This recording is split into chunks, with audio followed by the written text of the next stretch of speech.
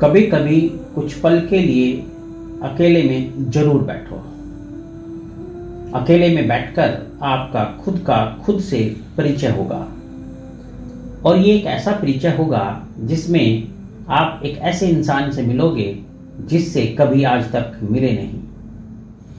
आप जानते तो हो कि आप संसार में हो, आप जानते तो हो कि आपका ये नाम है, लेकिन वास्तव में आप कौन हो ये आपको पता ही नहीं।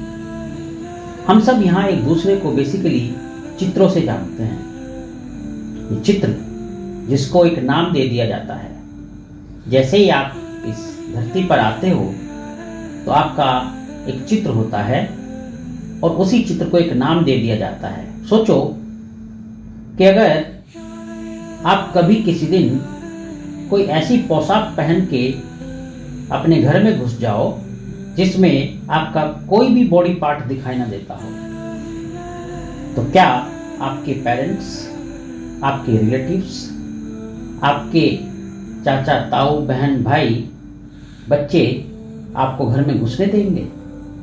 बिल्कुल नहीं, क्योंकि उन्हें लगेगा कि he is an strange person, कोई अजनबी आ गया है। तो मतलब क्या हुआ? क्योंकि उन्हें वो चित्र नहीं दिखाई दिया जो चित्र आपका उनके दिमाग में पहले से फीड हो चुका है। तो उन्हें आपको पहचानने में बहुत भारी प्रॉब्लम होगी और इसीलिए वो आपको घर में शायद नहीं घुसने देंगे। तो मतलब क्या है? सीधा सीधा सा तो मतलब यही है कि हम सब चित्र हैं, चित्रों से ही जाने जाते हैं।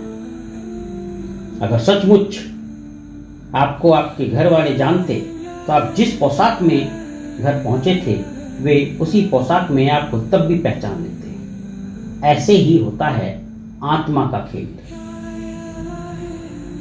आत्मा को कोई नहीं जानता है, क्योंकि कभी जानने की कोशिश ही नहीं करते।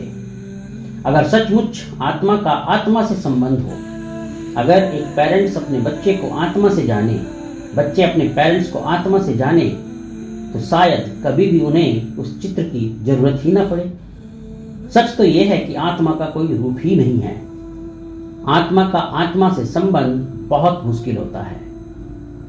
तो इसीलिए मैं कहता हूं कि खुद को जानो, और तभी जान पाओगे जब आप खुद को अकेले में बिठाओगे और खुद से बातें करोगे।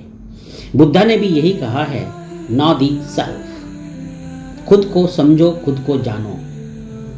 अगर आप इस संसार में ही लगे रहे तो आपको जानने का